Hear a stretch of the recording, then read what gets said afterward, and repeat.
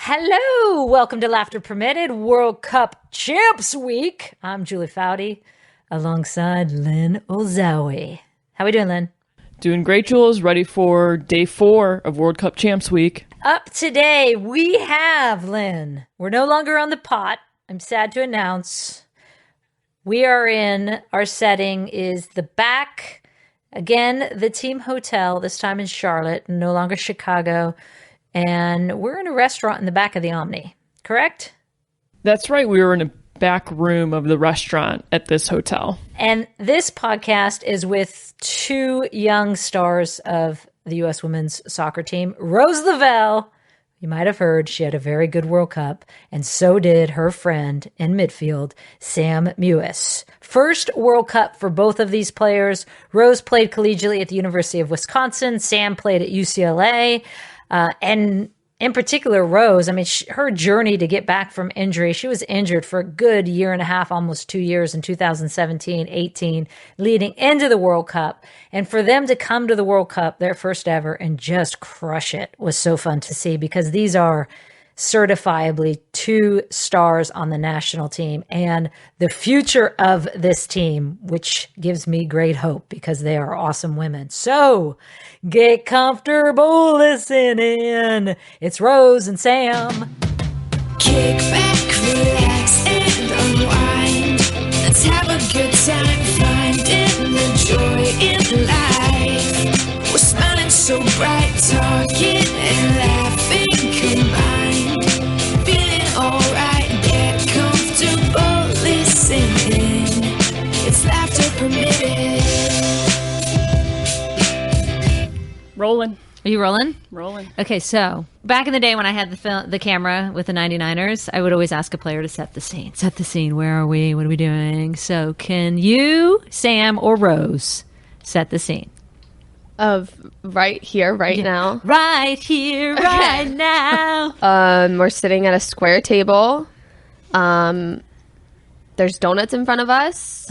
We always have donuts, by the way. Oh, okay. That's a thing. Oh, that's fun. Yeah. Nice. We are in Charlotte, North Carolina. Oh, good. It is 2:30 p.m. on a Wednesday, the day before we play South Korea. Boom! That might be the best scene set we've had in a while. Thank you. Ever. She picked up because I did. I saw you looking around and I was like, Rose. Come on, Rose. I was trying to Come on. describe the Dating room. time, honey. The walls are gray. Stay with us, Rose. Stay with us. We move fast on this. Okay, can you each describe each other personally and as a player? Rose is everybody's favorite. She's really funny. Her biggest thing is like she just wants to hang out and laugh with her friends. Like she doesn't need to do anything else. She doesn't need to be at dinner. She doesn't need to do anything fancy. She literally just wants to hang out with everybody and laugh. And they always come to my room, Rose and Sonnet, and stay for so long because we just have the best time. She's just a fun, loving girl. She's a great friend. She's a great soccer player, and she loves her dog. Wilma Jean! Oh my gosh. That's Beat that. I know. Sam's really similar. She's really bossy and mean. No, you also like to just like have a good time. She always like yells at people when they're on their phone because she just wants to spend time with people and like enjoy the so moment. good. And This is why I don't get my kids' phones. That's what I say to them. yeah, so I think she like forces bonding on people, and then it ends up being like a really fun, memorable time. And she actually is like one of the funniest people I know because a lot of things she doesn't even like mean to be funny. It's just like everything she does, whether she's trying to or not, is funny. Like we always like laugh and film because like Jill will put like a clip up and like Sam won't be doing anything. Like she'll just be jogging around and all of a sudden people will be laughing and she's just like, what? Or I'll be like hustling and then people laugh at me for hustling. And I'm like, how is this funny? She'll have like this sick slide tackle. People laugh. What is wrong with that, people? It drives me wild. Why do they laugh? Why do they laugh? Nobody knows. That's for another podcast. Nobody knows. It's just because everything she does is funny, even when she's not trying. She's unassuming funny. Yeah, which is honestly the best kind of funny because it makes me laugh so much. Okay, when I was just telling Lynn this story when we were at the World Cup and you were showing me your app for Wilma Jean. Sam brought up Wilma Jean, your dog. English Bulldog, right? Yeah. And I said, Lynn, she has an app that's a camera of Wilma Jean and she presses. Tell the story. So it's this, I'll say this at the end. I got a little pet cam for Christmas, and I can go on my phone and look at Wilma anytime I want, and it shoots out treats to her, and I can talk to her. But I actually just got a text from my mom this morning that there's this little wire. So sometimes Wilma gets like really like impatient, and before the treats can shoot out, she'll go in and start trying to like dig them out herself. So now there's this little like wire hanging down, and my mom texted and was like, if you go on the pet cam, don't shoot out treats because she's going to try to get in and the wire could cut her tongue, and then you'll just be watching her helpless yelping while this wire's in her tongue. So I have to, I know. Are you having nightmares? Well, it's sad because when you log on, she hears the noise of the camera. It always goes do do do do. And then she perks up and comes to the camera, and she only goes because she knows she's going to get treats. So it's like if I log on, she's going to expect treats. So it's like you're going to have to go a whole week without logging on with Wilma? Yeah. Are you going to be okay? It's going to be hard. It's definitely going to be hard. But So what is the button on the app you press that shoots a treat? The treat actually shoots out. yeah, so I press this little bone button. Yeah. And then it drops into the little treat loading dock, I guess. And then there's a little button that pushes the treats out and just like launches into the room. How many pounds did Wilma put on during the World Cup? Well, so yeah, I think that's probably half the reason it's broken is because my mom switched out the like regular milk bones with low calorie treats. She's got her on a diet. Because it was like I was shooting them out too much. Like my mom has threatened me before and been like, Rose, I'm gonna turn the camera off if you don't stop. But so they were like too big, and I think they like broke the loading dock, I guess. The I don't know. low-calorie ones were too big. Yeah, they The were like, irony of that. I know. So long story short, I'm gonna need to get a new one. Well, Christmas is coming up. I know, thank God. First World Cup for both of you. What were the expectations? Did they meet those expectations? Exceed those expectations? Well, I personally think everything exceeded my expectations. I think I went into it like not really knowing what to expect. I think we both have experience with Youth World Cup, so from that standpoint, I think that like the logistics of everything was actually kind of familiar. But basically just like experiencing the energy, being in France, having my family there, and the emotions of it all were so strong the whole time. It was just kind of like this total like peak of high emotion for 5 weeks, which was crazy. And I think winning was just like the best feeling ever. It totally exceeded anything I could ever have imagined. I was just so happy for so long. And I'm still riding it. But how do you keep that high peak the whole time? Because that's exhausting in itself, right? I remember at one point, Rose, you said to me during the middle of the World Cup, you're like, I didn't know it would be this mentally exhausting. It was so mentally exhausting, but it's also like very rewarding. But yeah, I remember like talking to Sam and being like, I'm so homesick right now. Like, it's just like you're constantly on this high of like, and then it's like once the game's over, you don't even really have time to like just like relax because it's like, well, we have another game in 3 days.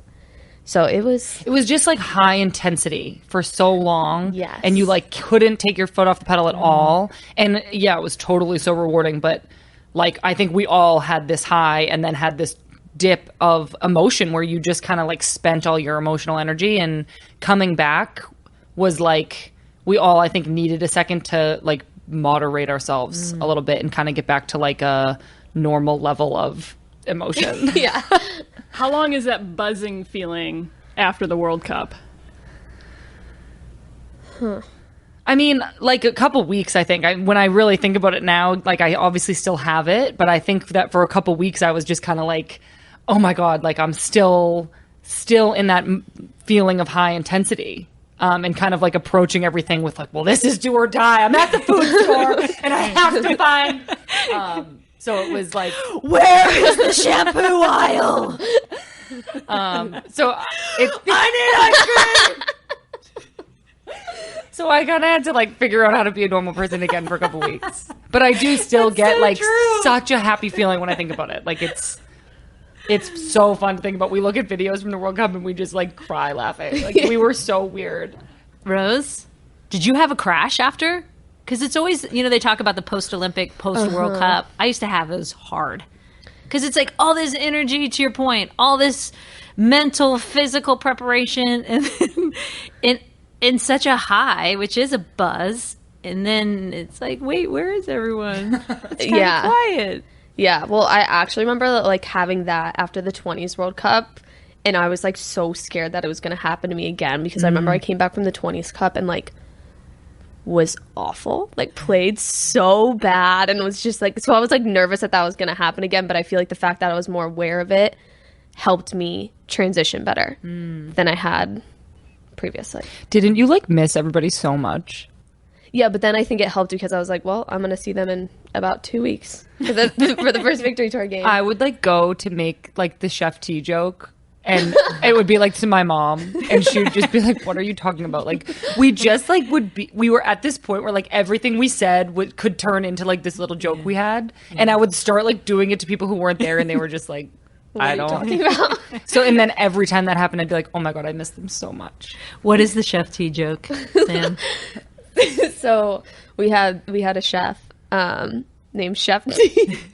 The entire World Cup you had a chef? Yeah. I don't think I knew this. He was awesome. And Sam like one time said like, thanks chef, and me and Sonnet were like, did you just call him Jeff? But like they were kidding, like they were just trying to upset me, and I was like, no. And they were Sam's like, you like- think his name's Jeff? It's not. And Sam is like someone that's really easy to rile up. Like even when she knows that you're kidding, she still gets like really up in arms about it. She's just like, I didn't say Jeff. And we're like, you definitely said Jeff. And then they literally kept it going the whole World Cup, where like we started calling him Chef Jeff, and he like caught on to it. And then people would just be like, why are you guys calling him Chef Jeff? That's not his name. So I would like, I don't know, like I was watching a cooking show or something, and I wanted to be like Chef Jeff, but like it wasn't with them, so I couldn't like share in the like Mom moment. wasn't following. Yeah, it was sad. There's so much downtime too at World Cups. I think people don't realize that you have a month, and you guys were the last game of the first game, so you were like the last team to play. I remember going, holy cow, if I'm getting bored, they're really getting bored.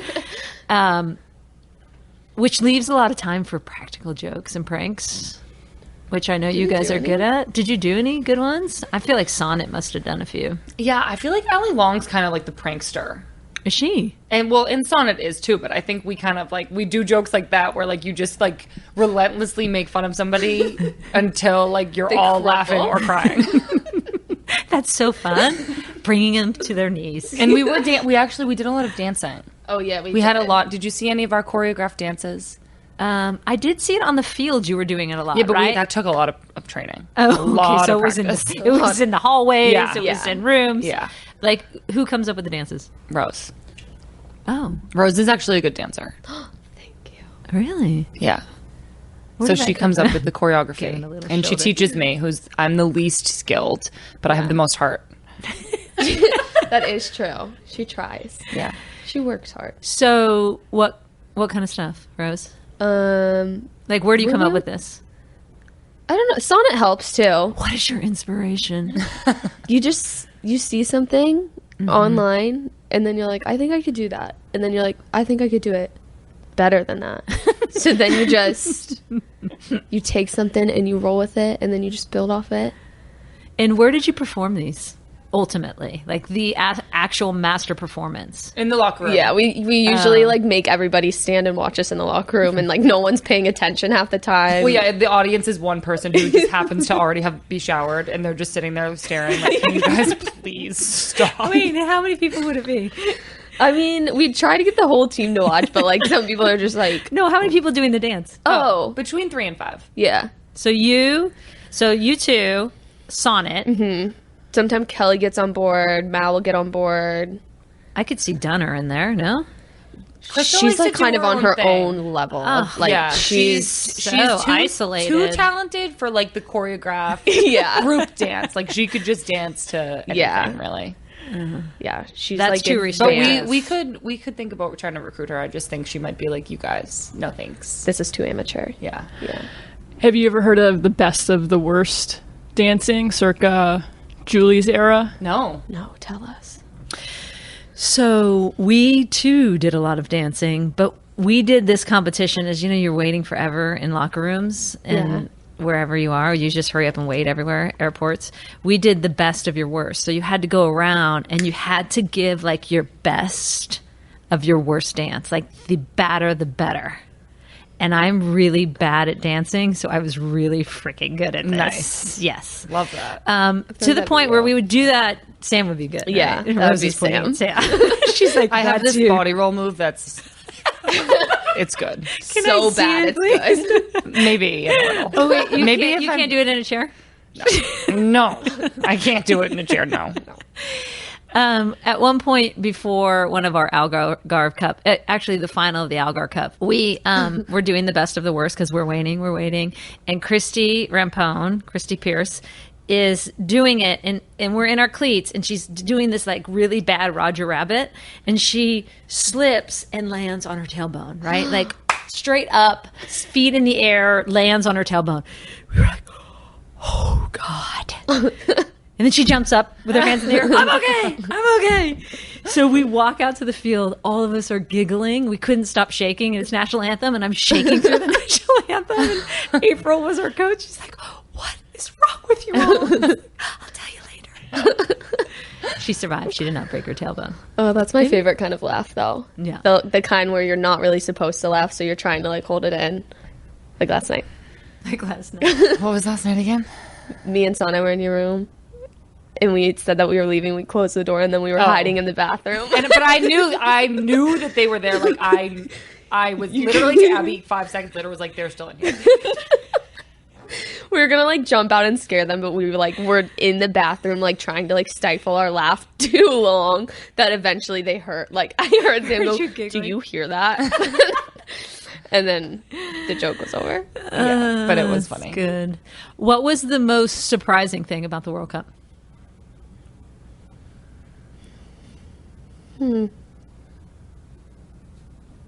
That's a good one. Yeah, you got us. I got him. The most surprising?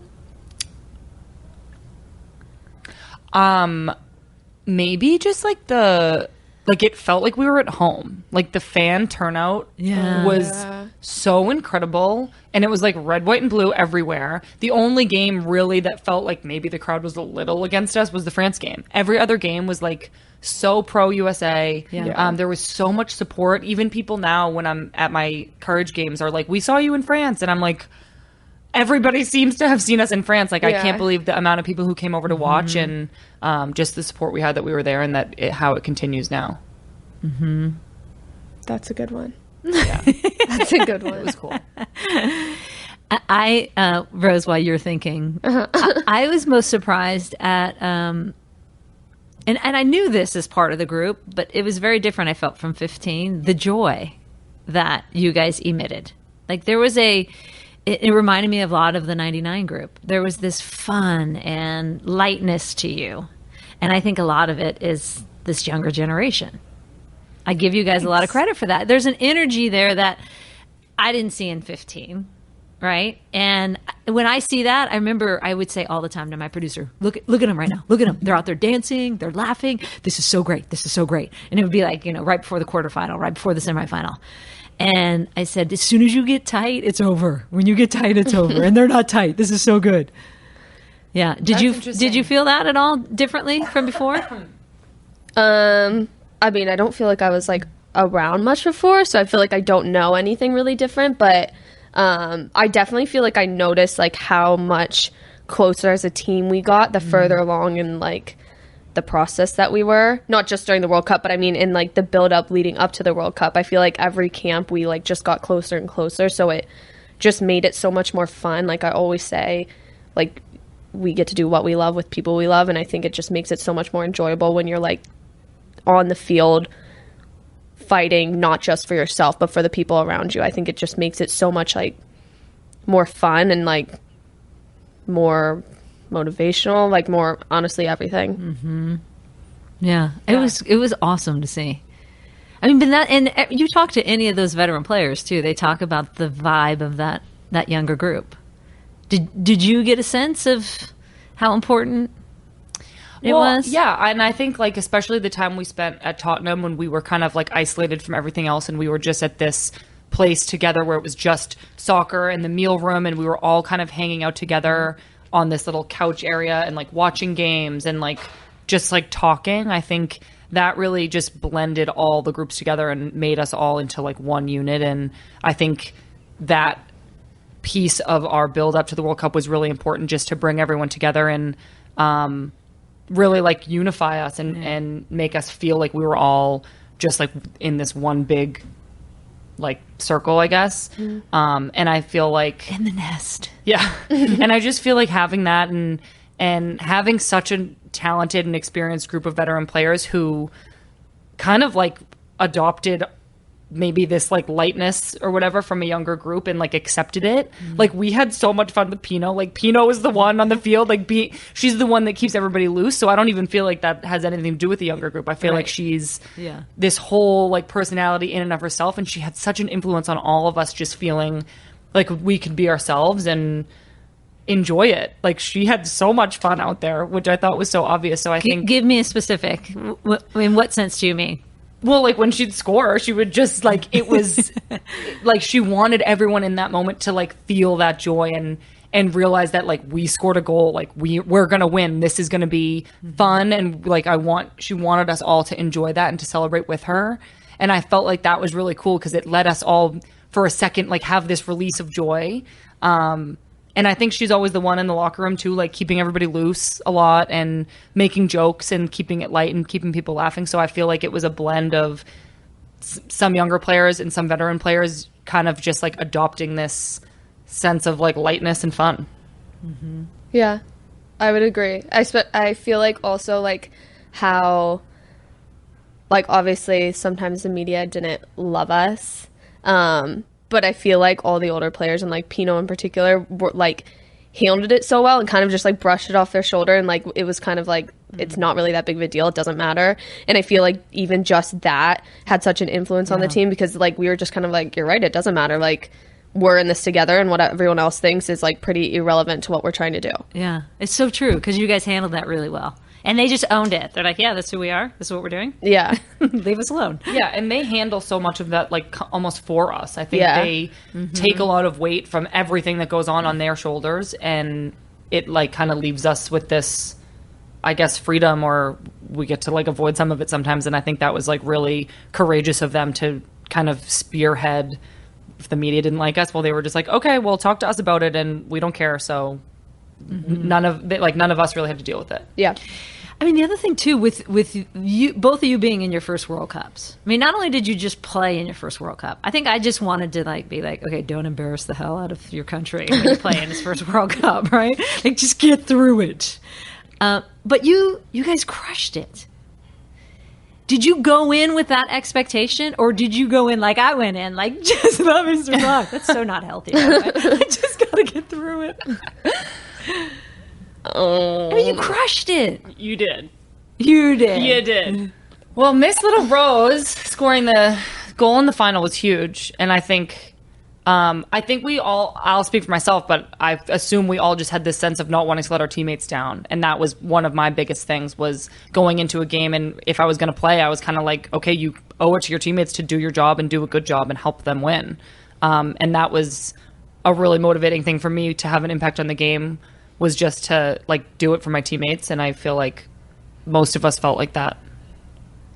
Yeah, I don't feel like I like went in being like, I have to, like, I don't know. I felt like I focused so much more, like all of us focused so much more on like the team aspect that I didn't really think too much of myself like individually. It was kind of just like, what can I do that's going to help the team? And I feel like having that kind of mindset helps you like kind of alleviate some pressure that you would have had if I came in with like all these huge expectations and whatnot.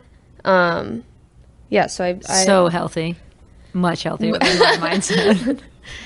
What was it like walking out onto the field for the first time in your first World Cup? Or the moment you step on the field the first time you get to play? Well, like, we did have to wait so long, so I feel like when the moment was finally there, it was kind of like, I feel like we were all just so, like, ready to go. Like, it was kind of like, all right, we've waited long enough, like, let's go. So it's like, I feel like I had my little moment in the tunnel, and then I was like, all right, like, go time. What was the moment in the tunnel? I don't know, I was just like, all right, here I am. That was my moment. I mean, which is amazing that also your mindset going in, given your journey to get to that point, right? The hamstring, recurring issues. And, you know, that was, how long was that, Rose? A year and a half? It was long. Right? Yeah. I feel like that whole gap between the Olympics and the World Cup, most of that you missed. So between 2016 and 2019, a lot of that you missed with the hamstring injury. Yeah. So to go into that World Cup being like, I'm not thinking about me, I just want to perform for the team is remarkable. Well, yeah, I had talked to a sports psych for like a year and a half because I was like, I mean, I couldn't have gotten to that point mentally, like, on my own, because I was in a pretty deep spot after the hamstring, just like confidence wise. So I don't feel like I can like take full credit for that. Someone was helping me. And what did they say? What kind of stuff? I like talked to her for, I mean, I'm still talking to her, but like we would just meet like almost every week and just kind of go over games, practices, and like what my mindset was. And I feel like I slowly was like starting to like get to a place where I was like getting more confident and feeling more comfortable. And I feel like before I was like just so focused on my mistakes and like what I'm not doing and how can I like turn back into the player that I was before this injury. And then I feel like once I started just like focusing on the team, kind of like when I was in college, it was like I'd go into a game and be like more focused on our game plan and what we were trying to execute, not like what like I brought to the table. Yeah, like what do I specifically, like I need to score this amount or like that kind of thing. So I feel like slowly I kind of started like evolving into like more of like a team mindset and not like an individual mindset. And I feel like that's kind of when like the gear shifted and I started doing better when I like stopped like putting all this like stupid pressure on myself and started more just being like, what can I do for the team? I'm going to take that whole riff right there and play it for every parent, every kid out there. Right? That is the golden ticket. Like when you take that outcome driven, personal driven, it's not about you. It's about, I mean, obviously you're driven in a sense that you want to get better and you're competitive, but like you're thinking broader. Yeah. And it takes that weight off your shoulders and you can actually play freely. Wow. Yeah. You should go hug her. I know. Well, I'm sure it took a lot of work on your end too to mentally get over any hurdles you were experiencing with perhaps how frustrated you were along the way. Yeah, it did take long. Like literally I didn't feel like I started feeling like myself until like a month before the World Cup. Like it was a very, very long process, but I mean, it was like, thank God she stuck with me during it and wasn't like, this girl's beyond helpless. I'm done with her. Yeah. You know, when people talk about like the future of this team, and I always say, and I think specifically of you two, I'm like, oh, this team's in good hands because you two are at the helm. And I feel like this calming, because it's almost, for all of us old bags, it's this almost maternal feeling now, you know? It's like, oh, my kids. Now that when we're watching you and our kids are watching you, I've had this conversation a lot with Mia of how you feel like, oh, it's in a really good place. And that makes me feel good. And in large part, I think that's due to you too.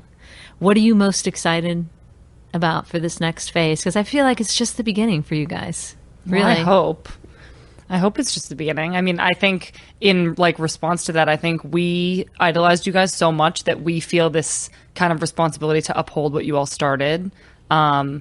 And we feel that in so many ways, not only on the field and in winning and continuing that pattern that you guys started, but off the field and continuing to grow the game in every way that we can. So I'm excited to, I mean, there's a lot of changes coming up, so we need to like work from the beginning and hopefully continue getting called in. But I love that mindset too. well, there's a lot. That's so Joy Fawcett. She'd be like, I'm not going to let parents can't book travel yet because I don't know if I've made the team. I'm like, I think you pretty much made the team.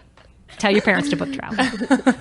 But I think just like continuing to work hard and get better and support the team if they need us to. I think I'm just excited to continue to improve as a player and hopefully continue representing this team. No team has won a Women's World Cup and then won the Olympics the next year, including us a lot of times. What would your response be to that? Let's go. That sounds like something that we should set our sights on. And I think there's like a lot of steps to take before we talk about winning the Olympics. But I want everyone to just kind of commit to the next year and improving as much as we can and continuing to represent the team and our country well. I mean, I don't mean to be a buzzkill there, but records are meant to be broken. Great point. Right? Yeah.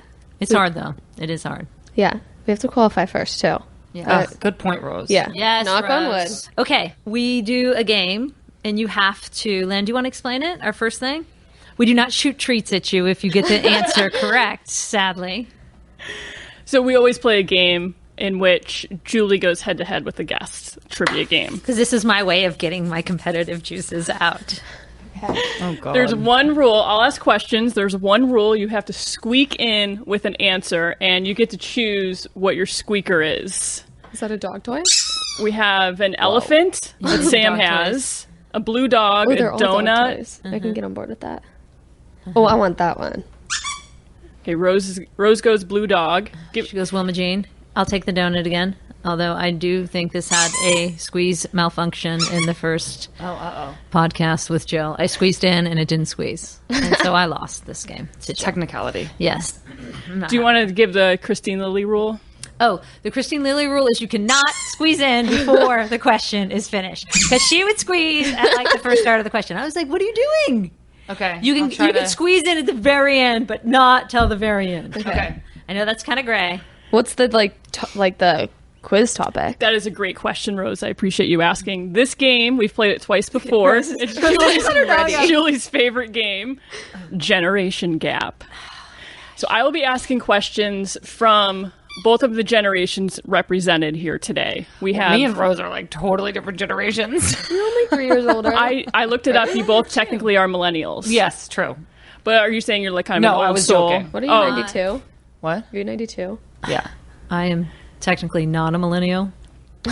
Julie, I forget what generation you're in. You're just old. Generation old.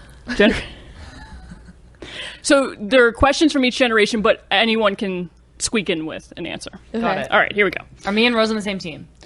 It's every woman for themselves. Oh my. Unless you want to go team. I mean, we can. No. Every woman for themselves. All right, question 1. What 1980s sitcom featured a furry alien from the planet Melmac who liked to eat cats? What? This is my generation. This would make me so sad if no one gets this. Mork and Mindy.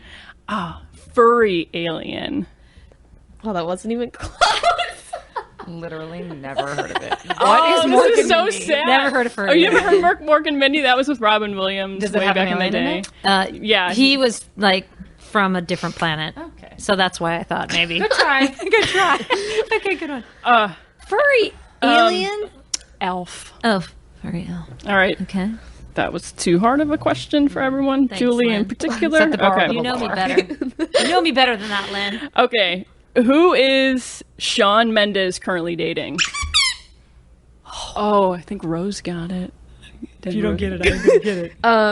Camila Cabello. Yes. I don't know I'll how give to it to say her last Cabello, I believe. Bello.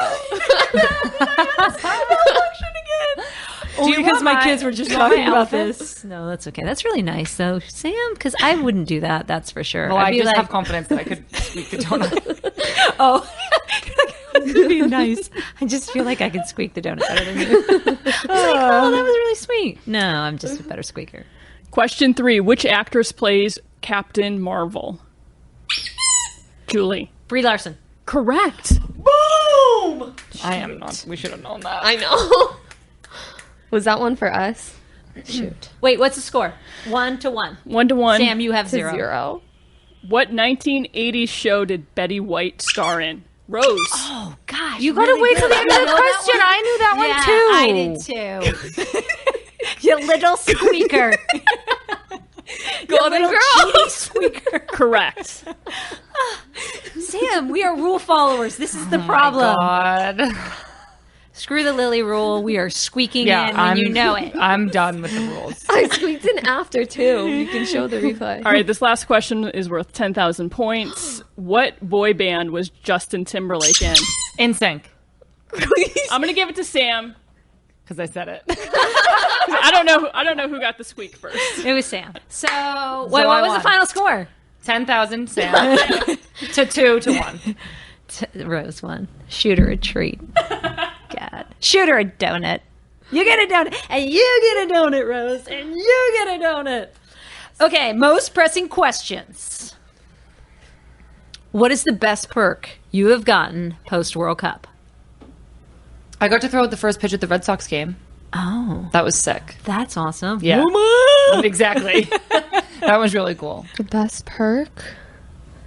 I got to go home for 2 days. That was pretty nice. I love Cincinnati. Or like gift you've been given. Oh, or gift? Yeah. I mean, Brandy, right after Do she you have scored. something in mind? For you? Yeah. I mean, yeah, but I'm not going to say it on the podcast. Oh. You're- Please do tell. No, we'll tell you. We have to tell you after. We can't. I don't know. It's none of my business. Oh, okay. I don't know. Free meals? Free cars? She got to go to Milan. She was in the best 11. That was cool. Yeah. I mean, it's not a perk. You earned it, but it's still, like, sick. Did you meet anyone over there? I was pretty in and out. I got in at 5. You didn't go like, hey, what's up, Messi? Yo, Cristiano. No, that. Brandy, after she scored the winning penalty kick, they asked her something about cars, and she said her favorite car was a Volvo, so she got a Volvo. I was like, why did you say Volvo? I mean, nothing against Volvo, but Damn it. like when you say like, you know, Sam was desperately trying to get a car.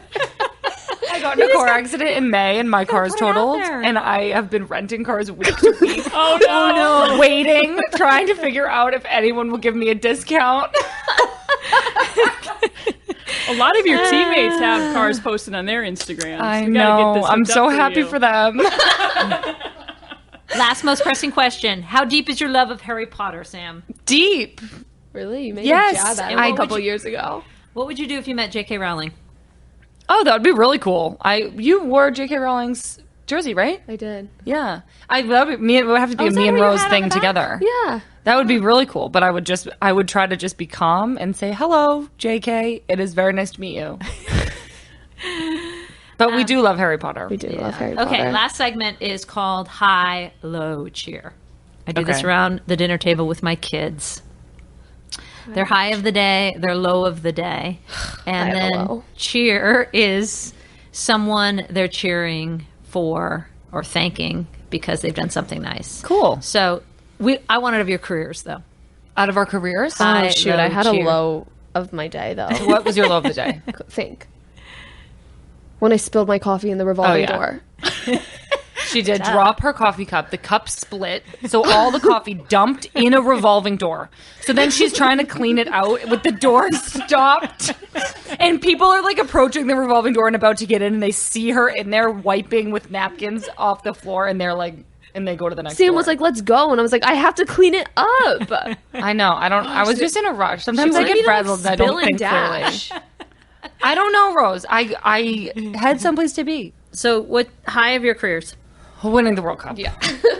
Sorry, I know that's boring, but that was definitely that Boring at all. for both of us, I think. Yeah. Yeah. Winning the World Cup. Okay. Low. Tearing my hamstring 3 times. I think that one takes the cake. Over and over again. How many tears does this one leg freaking have?